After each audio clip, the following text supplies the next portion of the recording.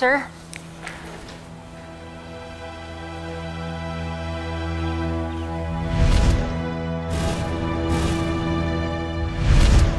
Ikaw yung asawa ng pumatay sa anak ko.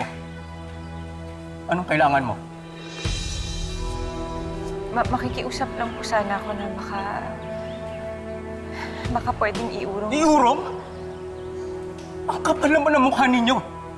Naglibing ako ng sarili kong anak. Alam niyo ba kung gaano kasakit yon? Gano'n ka! Aray ko! Aray! I'm sorry. Nawala niya ang anak mo. Hindi. Hindi.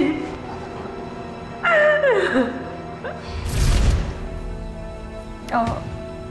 Alam ko, naranasan ko na ho yan noon. Kaya naiintindihan ko kung gaano kasakit. Naiintindihan ko kayo. Kaya lang ho, kung yung asawa ko naman ho yung makukulong, yung anak ko naman ho yung mawawalan ng ama. Kaya makikiusap po sana ako sa inyo. Baka ho pwedeng magkaroon tayo ng out-of-court settlement. Walang settlement! At lalong wala akong pakialam sa pinagdadaanan ninyo. Buhay ng anak kong kinuha ninyo. Dapat buhay din ang kapalit!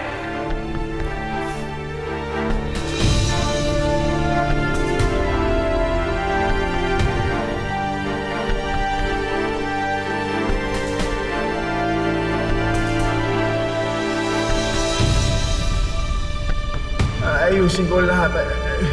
Gusto ko maging maayos ang pamilya namin. Gusto ko maging proud yung magiging anak namin ni Angela sa akin.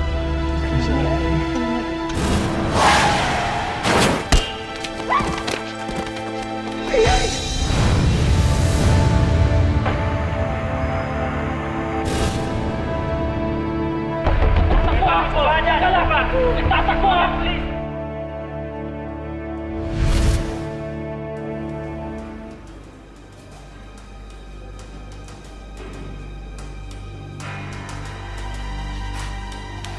Kosa, matindi ang galit sa'yo. Nang airpot lang napatay mo. Lumayo ka nga sa akin! Iyon ang gusto ko. Pumapalag. Pero hanggang dito na lang ang angas mo. Binayaran ako ng tatay ang napatay mo.